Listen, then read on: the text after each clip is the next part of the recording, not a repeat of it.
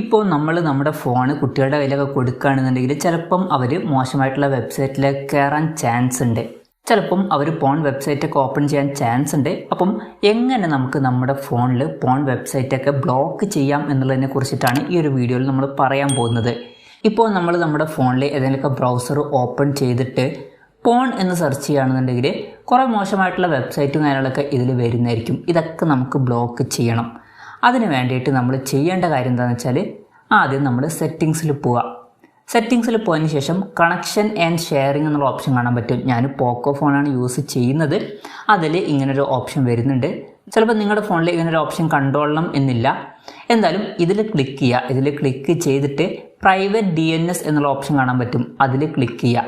ഇനി നിങ്ങളുടെ ഫോണിൽ കണക്ഷൻ ആൻഡ് ഷെയറിംഗ് എന്നുള്ള ഓപ്ഷൻ കാണുന്നില്ല എന്നുണ്ടെങ്കിൽ പ്രൈവറ്റ് DNS എന്ന് സെർച്ച് ചെയ്താൽ മതി. അപ്പോൾ നമുക്ക് ഈ ഒരു ഓപ്ഷൻ ലഭിക്കുന്നതായിരിക്കും.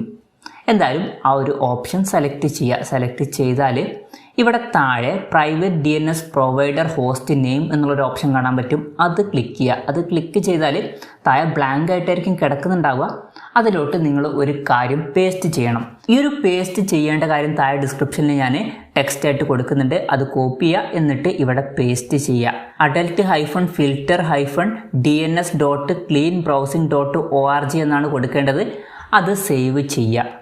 അത് സേവ് ചെയ്തതിന് ശേഷം നമ്മൾ വീണ്ടും ബ്രൗസറിലോട്ട് വരിക. വീണ്ടും ബ്രൗസറിലോട്ട് വന്നിട്ട് പോൺ എന്ന് വീണ്ടും ഒന്ന് സെർച്ച് ചെയ്ത് നോക്കുക. ഇപ്പം ഞാൻ പോൺ എന്ന് വീണ്ടും സെർച്ച് ചെയ്യാണ്. സെർച്ച് ചെയ്യുമ്പോൾ നിങ്ങൾക്ക് കാണാൻ പറ്റും ഇപ്പം അങ്ങനെ മോശം വെബ്സൈറ്റുകളിലോട്ട് ഒന്നും തന്നെ പോകുന്നില്ല. ഫസ്റ്റ് വെബ്സൈറ്റിന് വരുന്നത് ആമസോണിൻ്റെ വെബ്സൈറ്റാണ്. രണ്ടാമത്തെ വെബ്സൈറ്റ് വരുന്നത് ബ്ലൂംബർഗിൻ്റെ വെബ്സൈറ്റാണ്.